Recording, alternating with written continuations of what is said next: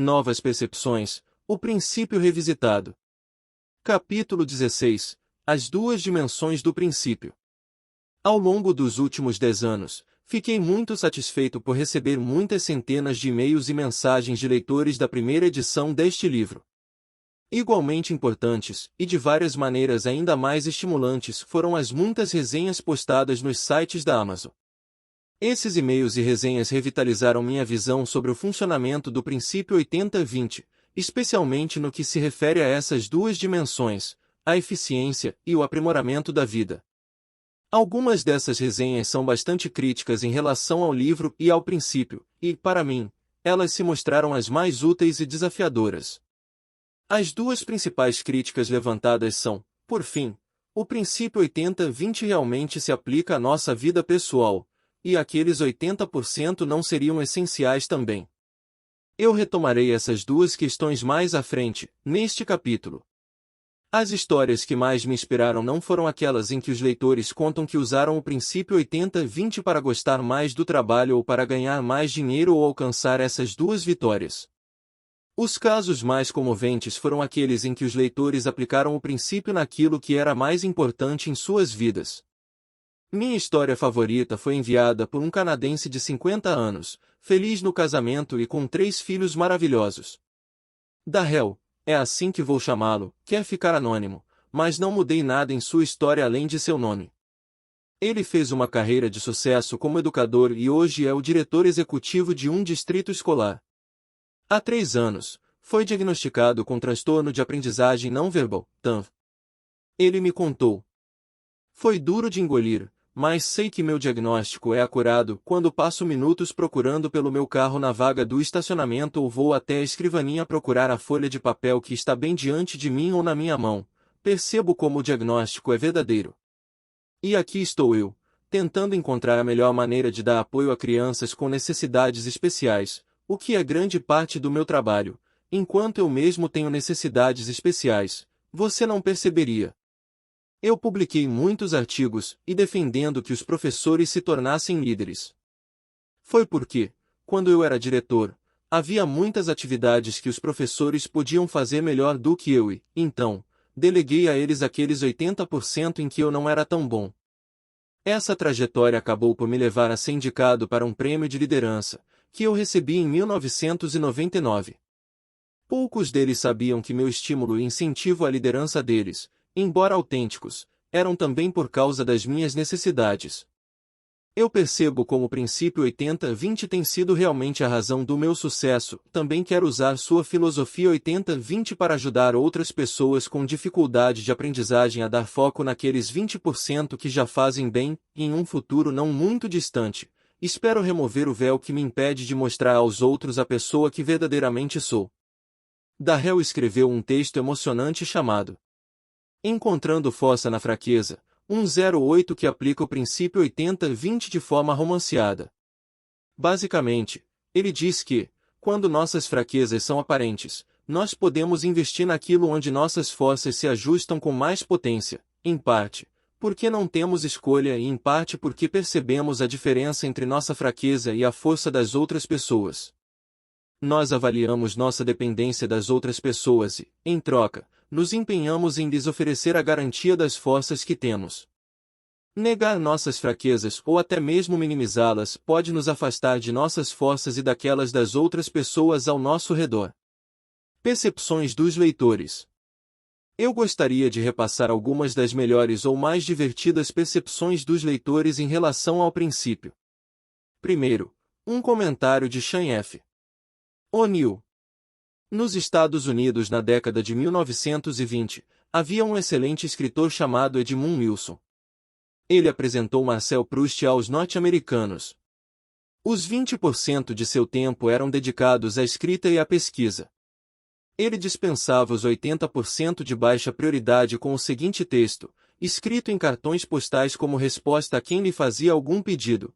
Edmund Wilson lamenta, mas, para ele, é impossível ler manuscritos, escrever artigos ou livros sob encomenda, fazer qualquer tipo de trabalho editorial, ser jurado em concursos literários, dar entrevistas, ministrar cursos educativos, apresentar palestras, participar de debates ou fazer discursos, estar presente em congressos de escritores, responder questionários, contribuir ou fazer parte de painéis ou simpósios de qualquer espécie, contribuir com manuscritos comerciais, doar cópias de seus livros para bibliotecas, autografar livros para estranhos, permitir que seu nome seja usado em cabeçalhos, dar informações pessoais, enviar fotografias, ou fornecer opiniões sobre literatura ou outros assuntos.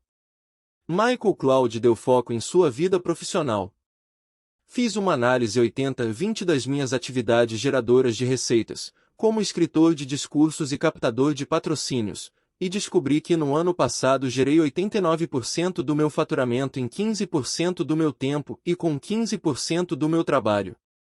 Eu descartei os 85% do meu trabalho que só renderam 11% do meu faturamento, diminuí meu tempo de trabalho em 70% e dobrei as horas investidas nos projetos de alta rentabilidade, e mais do que dobrei as receitas. Então, escrevi um e-mail extremamente entusiasmado incentivando meus amigos e clientes a comprar e ler o princípio 80-20, prometendo a eles que, se não tirassem valor extraordinário do seu livro, eu lhes devolveria em dobro os $25 que pagaram para comprar a edição com capa dura. Enviei minha mensagem para 107 pessoas. Entre elas, 38 compraram e leram o livro. Todos disseram que aproveitaram a leitura. Um vice-presidente de marketing comprou uma caixa do seu livro para doar à equipe dele. Michael oferece 4 novas percepções. 1.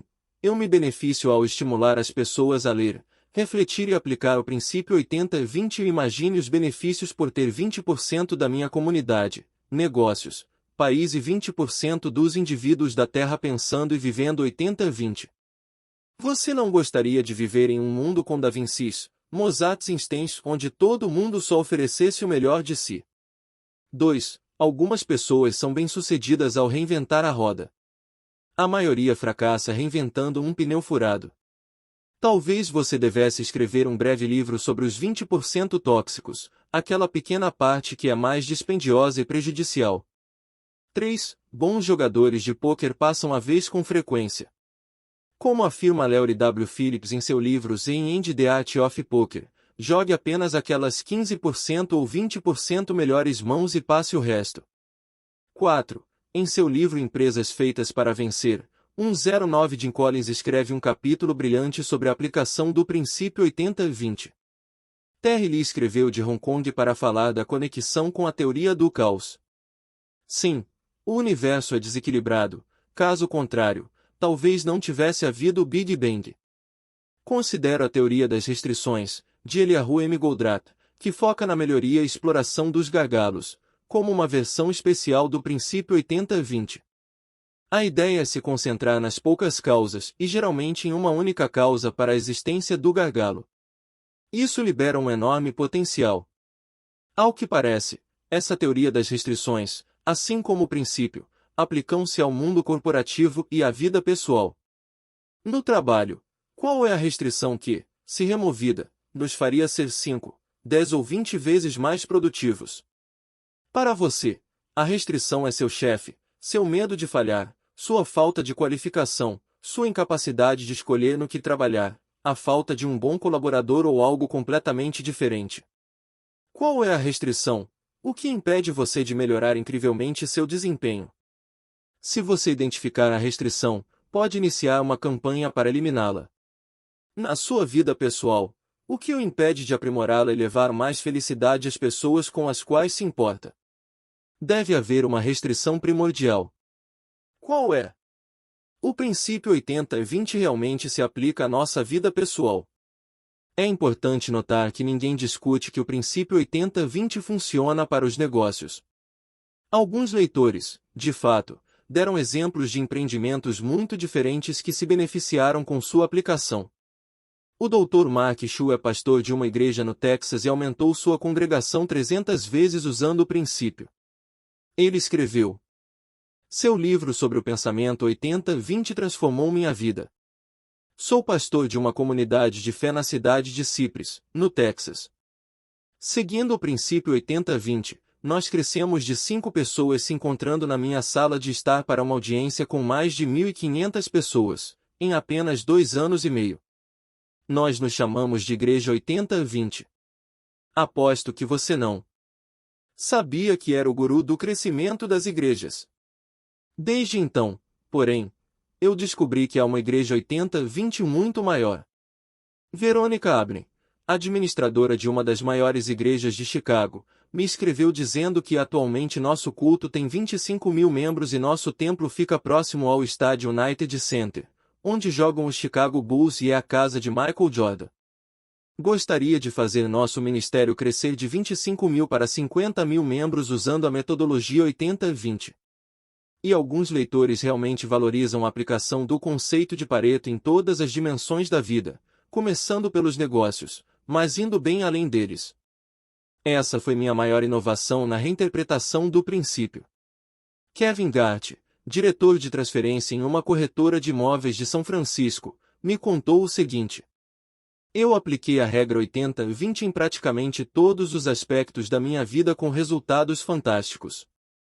Posso confirmar que estou levantando mais tarde pela manhã e saindo mais cedo do trabalho à tarde, e ainda tenho um faturamento de 6 dígitos muito saudável. Eu aplicava aspectos da regra 80-20 desde que era garoto na Nova Zelândia, então, quando li seu livro, foi uma ótima validação da direção que eu já vinha trilhando. Eu senti mais confiança na minha preguiça, se isso faz sentido. Sim, faz perfeito sentido, Kevin. Um resenhista da Indonésia disse que a ideia 80-20 pode ser aplicada no trabalho e na vida da mesma maneira, porque o conceito básico é foco. Escolher é importante, nós só devemos fazer aquilo que tem relevância em nossa vida. Essa é a explicação mais simples de como conquistar mais fazendo menos. Do Japão, recebi outra resenha que dizia: li o livro há quase 2 anos. Apliquei a teoria em 4 empresas para as quais estava trabalhando. Reduzi minhas horas de trabalho em 25% e consegui manter meu ganho original. Nesse meio tempo, abri meu próprio negócio. Com todo aquele tempo extra que consegui gerar, comecei a pensar em novas maneiras para deixar minha vida mais divertida e mais leve no saldo bancário. É uma abordagem simples para calcular onde você está desperdiçando tempo, dinheiro e esforço e para onde deslocar o esforço para criar mais tempo e dinheiro. Agora estou prestes a aplicar a fórmula em meus estudos de japonês, na minha rotina de exercícios físicos e em tudo mais que eu possa imaginar. Ensine a regra 80-20 para seus filhos, acrescentou um leitor, e você vai aumentar a probabilidade de eles se mudarem de casa quando crescerem, porque terão condições financeiras para isso. No entanto, alguns resenhistas questionam se o princípio poderia ser aplicado à vida pessoal. Embora ache que o autor estava bem intencionado na tentativa de aplicar o princípio 80-20 fora da área de negócios, mais especificamente no que se refere aos relacionamentos pessoais, escreveu um leitor no site da Amazon: acho que ele deveria ter deixado esse assunto fora do livro. Esse resenhista ainda foi gentil bastante para afirmar que havia uma pérola escondida na ostra do livro A Aplicação do Princípio nos Negócios pela qual valia a pena mergulhar. Mas ignore a conversa sobre vida pessoal. Um segundo resenhista disse que o livro oferece uma avaliação perspicaz da realidade econômica e social dos negócios. Porém, vai além e tenta extrapolar a teoria 80-20 para o sucesso, a felicidade e a vida de um modo geral.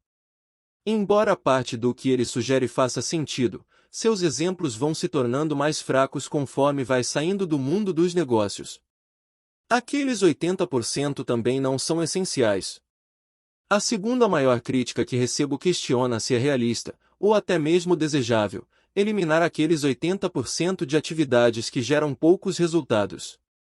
Esse é o caso a seguir. Cortesia de Shouxing de Cornholio, 1010, provavelmente meu crítico mais eloquente.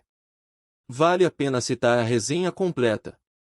Uma excelente ideia, mas perde 20% das 5 estrelas, porque o princípio 80-20 também traz outras bobagens, como dar orientações sobre como usar o conceito na sua vida e em outras áreas nas quais o autor não tem autoridade. Ele aponta as vozes da oposição e, então, as desautoriza uma a uma. Há, no entanto, uma que ficou de fora. Sou um chinês de Hong Kong. Em nossa cultura de 5.000 anos, yin e yang foram usados desde os primórdios e o autor parece ignorar isso. Por exemplo, ele pede para que você analise a sua vida e verifique quais são os 20% que resultam em 80% da sua felicidade. Você, então, deve se concentrar apenas nesses 20%. Fiz exatamente isso há alguns anos e só consegui piorar. A vida é um equilíbrio entre o trabalho e o lazer. Você desfruta daqueles 20% de atividades yang porque está liberado dos 80% de atividades yin.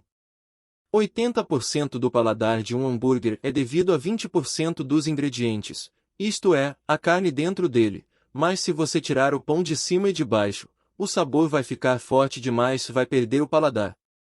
Da mesma forma, talvez sua viagem de formatura ou de lua de mel para a Europa tenha sido sua experiência mais maravilhosa. Mesmo assim, se refizer o mesmo roteiro várias vezes, pelo princípio do retorno marginal, a viagem vai se tornar aborrecida. O princípio 80-20 pode ser perfeitamente aplicado ao trabalho, mas ao prazer, nem tanto.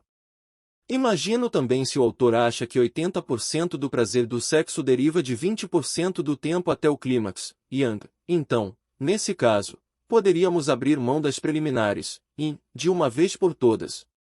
Uma preocupação semelhante me foi apresentada por Lord Carr, que foi alto funcionário do gabinete da Grã-Bretanha. Ele citou o caso do então embaixador britânico nos Estados Unidos, que lhe contou: "Você deve pensar que muito do meu tempo é gasto com questões triviais, como jantares intermináveis e muitas horas me divertindo socialmente com líderes norte-americanos. Mas esse tempo não é desperdiçado. Quando sobrevém uma crise, sei em qual julgamento posso confiar e de quem desconfiar. Isso é muito valioso em uma crise, portanto, não considero que seja tempo desperdiçado de forma alguma." Várias pessoas assumiram a tarefa de me enviar textos semelhantes, porque estão objetivamente preocupadas com o fato de que a busca pela eficiência com a eliminação da maioria das atividades de baixo valor pode se tornar contraproducente. Se ficarmos obcecados pela eficiência e só realizarmos as atividades importantes, podemos cortar aquilo que é necessário para renovar a nós mesmos, nossos negócios e até nossa sociedade. "O que falar sobre os parques?", pergunta um dos meus amigos. Os parques são uma relíquia do feudalismo e podem ser parte daqueles 80% que você eliminaria.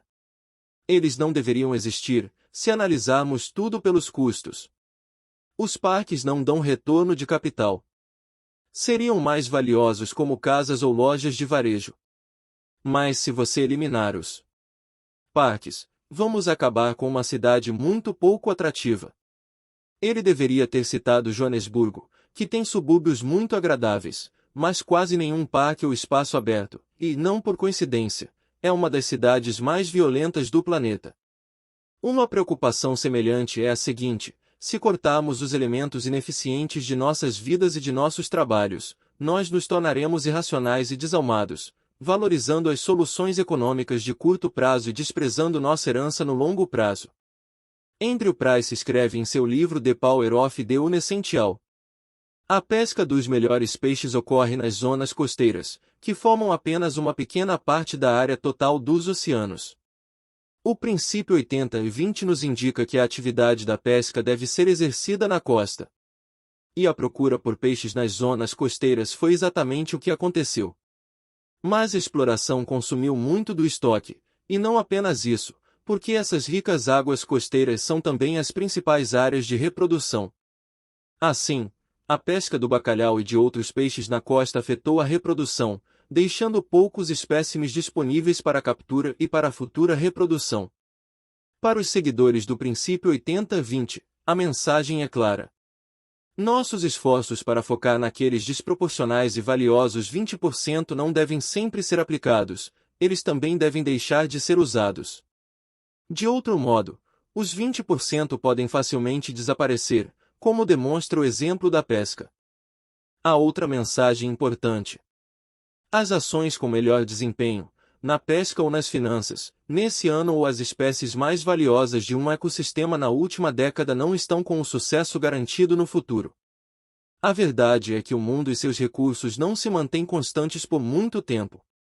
As críticas à minha aplicação do princípio 80-20 podem ser sintetizadas em 3 tópicos. Questão da eliminação de atividades.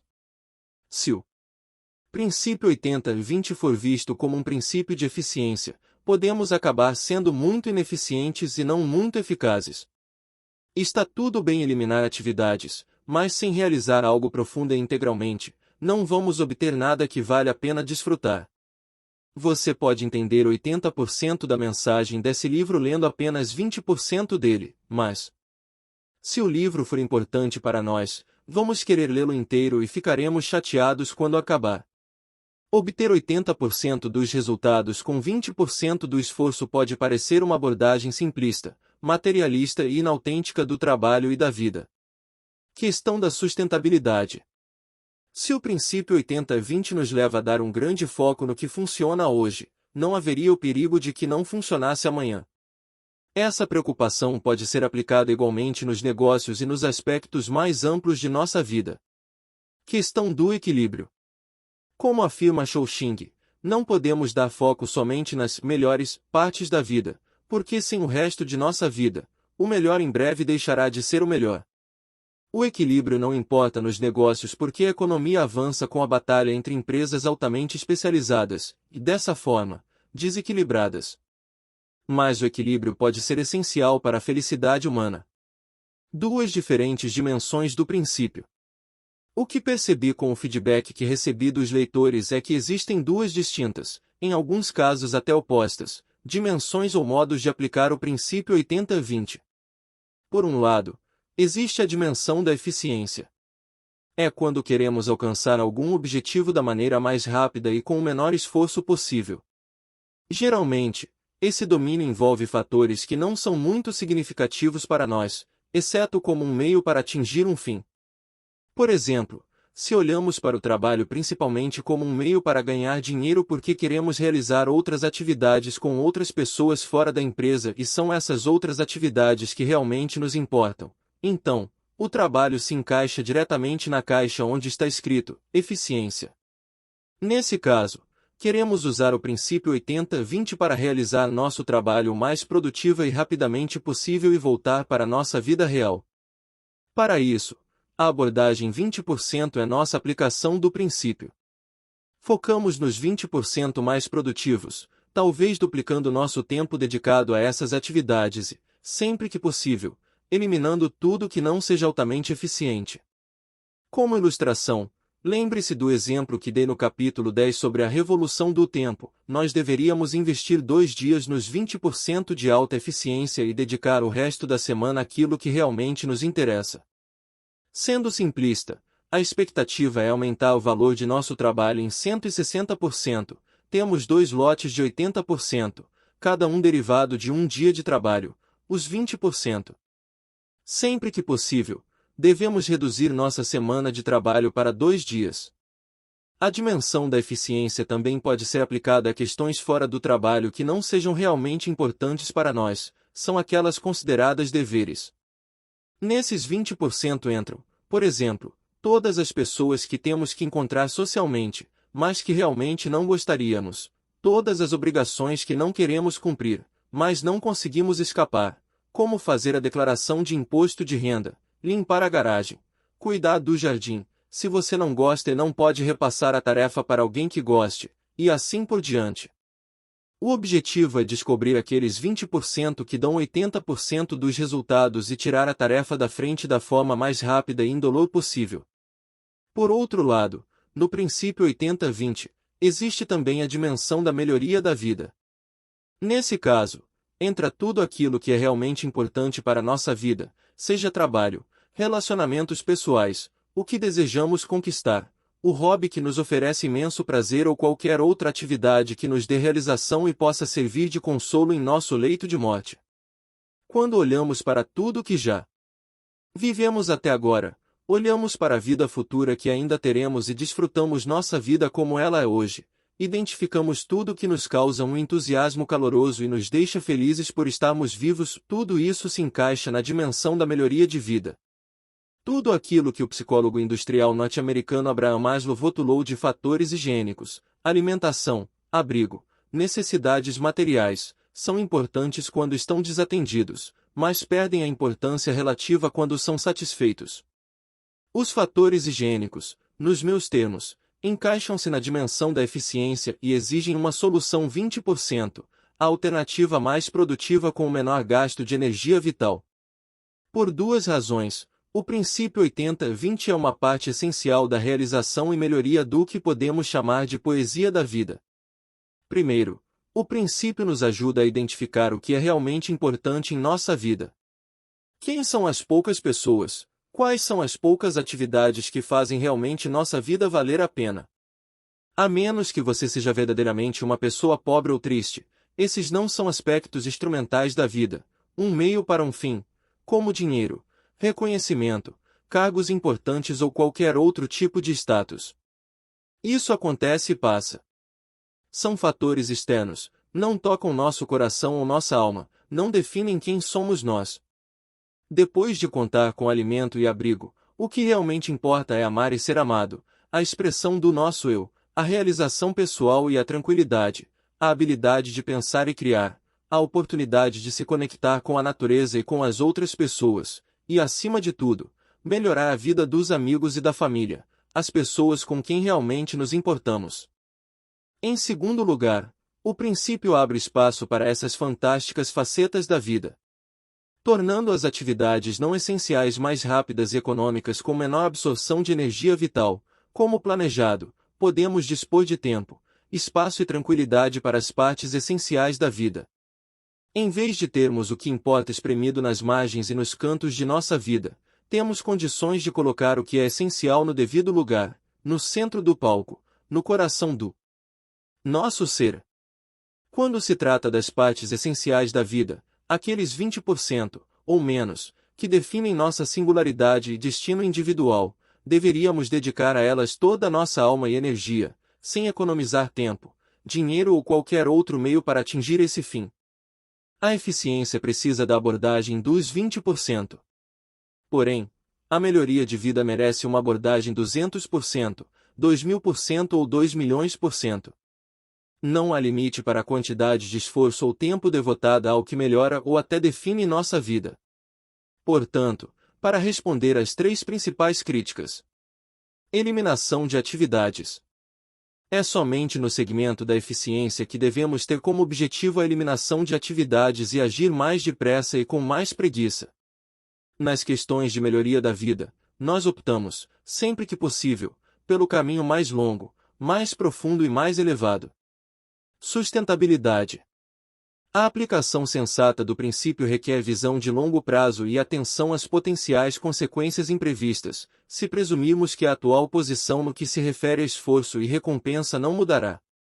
Por exemplo, vamos dizer que 10% dos atuais clientes nos dão 80% dos lucros. Mas, talvez, caso um novo concorrente dê foco em nossos consumidores superlucrativos, nossos ganhos não serão duradouros. Além disso, escondida entre os 90% de clientes marginais, ou não lucrativos, pode estar uma empresa em rápido crescimento que, se cultivada adequadamente, pode se tornar uma nova conta muito lucrativa. Como no exemplo da pescaria, dar grande foco nas águas superabundantes, sem impor restrições que viabilizem a reprodução dos peixes, pode levar ao desastre. Nas áreas mais amplas da vida, nosso foco de melhoria deve ser inteligente e de longo prazo. Competências e relacionamentos exigem investimento. Precisamos ser seletivos em relação às habilidades e às pessoas que realmente importam, então, investir tempo e esforços extraordinários e pacientes para construir o alicerce de um compromisso de vida. Não se corta atividades aqui, da mesma forma, não se espera gratificação instantânea. É um equívoco trabalhar por obrigação ou para acumular riqueza, fazendo algo que odiamos. Mas é muito sábio assumir um enorme compromisso para desenvolver competências e relacionamentos que tornam nossa vida diferente, agradável e valiosa. Equilíbrio. Devemos ser equilibrados ou desequilibrados? Os dois. Devemos ser desequilibrados nas questões relacionadas à eficiência, em tudo que não seja crítico para nosso lugar no mundo. E, de alguma forma, devemos ser desequilibrados também nas questões de melhoria de vida, objetivando as poucas atividades e relacionamentos que têm mais valor e potencial para nós. No entanto, no domínio da melhoria de vida, precisamos de um equilíbrio entre trabalho e lazer, entre autonomia e projetos compartilhados, entre tempo para nós e para os outros, entre desfrutar os entusiasmos atuais e investir na construção do futuro. No setor da melhoria de vida, podemos ter nosso yin e yang. Se fosse de outra forma, nunca encontraríamos pessoas que gostam do trabalho e do lazer, que estão felizes porque, onde quer que estejam, amam o que fazem e fazem o que amam. Figura 46. Alocação de tempo e energia para o dia de hoje. A figura 46 mostra as duas dimensões do princípio e a correta abordagem para cada uma. Assim que tivermos decidido quais partes de nossa vida encaixam em qual dimensão, podemos traçar a matriz de forma a refletir a proporção relativa. Na figura 47, os elementos de eficiência foram comprimidos e só consomem 20% de nosso tempo e energia. Os 20% referentes à melhoria de vida foram liberados para ocupar 80% do nosso tempo e energia. Figura 47. Nova alocação de tempo e energia, como porcentagem do novo total. O trabalho pode estar tanto na categoria da eficiência quanto na da melhoria de vida. É bem provável que você tenha trabalhos que se encaixem em cada uma delas. O truque é progressivamente fazer menos da categoria da eficiência e mais da melhoria de vida, até que você atinja aquele estado de felicidade em que o trabalho é realmente a mais divertida das diversões. A vida fora do trabalho certamente também se encaixa nas duas categorias. A resposta é a mesma. Gaste cada vez menos tempo e vitalidade na categoria da eficiência e cada vez mais na da melhoria de vida. Vale a pena perguntar a si mesmo, caso pudesse gastar mais tempo e vigor com o que lhe importa mais, qual seria a divisão entre trabalho e lazer? E como as duas áreas iriam se relacionar? A maioria das pessoas que respondeu a essa questão disse que investiriam um tempo bem parecido entre o trabalho e as atividades fora do trabalho, embora o trabalho seja uma definição de cada pessoa e não necessariamente a atividade assalariada. Aquelas que se tornaram adeptas do princípio descobriram que a linha entre o trabalho e o não trabalho se tornou menos nítida. Nesse sentido, o yin e o yang da vida estão restabelecidos. Embora haja duas dimensões aparentemente opostas no princípio 80-20 eficiência e melhoria de vida, elas são absolutamente complementares e estão interligadas. A dimensão da eficiência abre espaço em nós para a dimensão da melhoria de vida. O ponto em comum é identificar o que nos dá os resultados desejados e o que é mais importante para nós. Tanto na eficiência quanto na melhoria de vida, a resposta sempre é uma pequena parte do total. Nós sempre evoluímos com foco e subtração.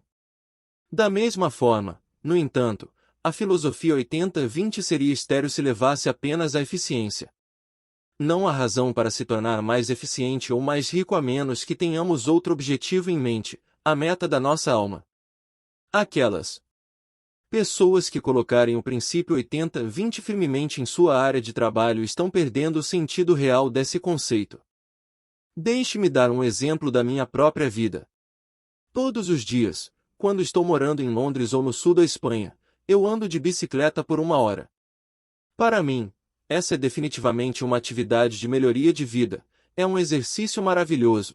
Eu atravesso lugares lindos, o Richmond Park com seus veados, ou a vista das montanhas espanholas, deixo os pensamentos voarem livremente enquanto pedalo e sempre retorno com ideias renovadas. Mas não faço isso sem esforço. Calculo que 10% do trajeto no Richmond Park e 15% na Espanha é formado por ladeiras íngremes. Não há dúvida de que fazem meu coração bater com uma frequência bem elevada e que isso é mais de 80% do benefício do exercício físico. Não sou um ciclista fanático e não adoro ladeiras, fico feliz quando posso descer para o outro lado. Mesmo assim, por causa disso, eu não escolheria um trajeto plano. As ladeiras, de alguma forma desagradáveis, contribuem para a beleza do cenário e me oferecem atividade para enriquecer o yang de andar de bicicleta no plano ou ladeira abaixo. Posso afirmar por experiência pessoal e pelo testemunho de centenas de leitores que é possível reverter as proporções da vida entre as atividades fortemente estressantes e sem sentido, yin, e aquelas que melhoram nossos dias, yang. Claro, não queremos repetir a mesma viagem de lua de mel ou aquelas mesmas férias indefinidamente. Encontramos novas maneiras de relaxar. Tampouco a maioria de nós quer relaxar a maior parte do tempo. Queremos exercitar, utilizar e desenvolver nossas habilidades, refletir, testar a nós mesmos, ajudar os outros e explorar todos os tipos de relacionamentos. Não pretendemos ficar obcecados com a eficiência, mas queremos realizar as atividades que não são de melhoria de vida o mais fácil e rapidamente possível. Deixe de lado seu ceticismo e pessimismo. Esses vícios, assim como seus opostos, são autorrealizadores. Recobre a sua fé no progresso. Perceba que o futuro já está aqui, naqueles exemplos brilhantes, no agronegócio, na indústria, nos serviços, na educação, na inteligência artificial, na ciência médica, na física, de fato, em todas as ciências e até nos experimentos sociais e políticos nos quais metas inimagináveis têm sido ultrapassadas e novos objetivos caem como pinos de boliche. Lembre-se do princípio 80-20. O progresso sempre deriva de uma pequena minoria de pessoas e de recursos organizados que demonstram que os limites anteriores podem se tornar o ponto de partida para todos. O progresso requer elites, mas aquelas elites que vivem para a glória do serviço à sociedade, que desejam colocar seus talentos à disposição de todos nós. O progresso depende da informação, do desempenho excepcional e da difusão de experiências bem-sucedidas no rompimento das estruturas erigidas pelos interesses estabelecidos, exigindo que os padrões desfrutados por uma minoria privilegiada fiquem disponíveis a todos. Acima de tudo, o progresso requer, como nos disse George Bernard Shaw, que sejamos exorbitantes em nossas demandas. Temos que buscar aqueles 20% de tudo que produzem 80% dos resultados e utilizar os fatos que descobrimos para multiplicar o que tem mais valor para nós. Se nossa busca deve sempre exceder nosso alcance, o progresso exige que aquilo que for obtido por uma minoria seja transformado em padrão mínimo para todos. O melhor em relação ao princípio 80-20 é que você não precisa esperar por ninguém mais. Você pode começar a praticá-lo em sua vida profissional e pessoal. Você pode conquistar sua pequena porção de conquistas, felicidade e de serviço aos outros, tornando-os uma parte muito maior da sua vida. Pode multiplicar seus pontos altos e reduzir boa parte dos baixos. Além disso, identificará a massa de atividades irrelevantes e de baixo valor e deixará de viver nessa pele que não vale a pena.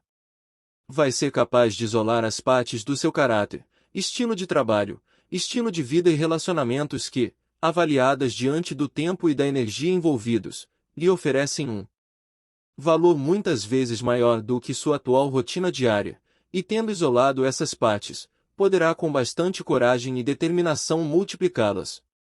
Você pode se tornar um ser humano melhor, mais útil e mais feliz. E pode ajudar os outros a fazer o mesmo.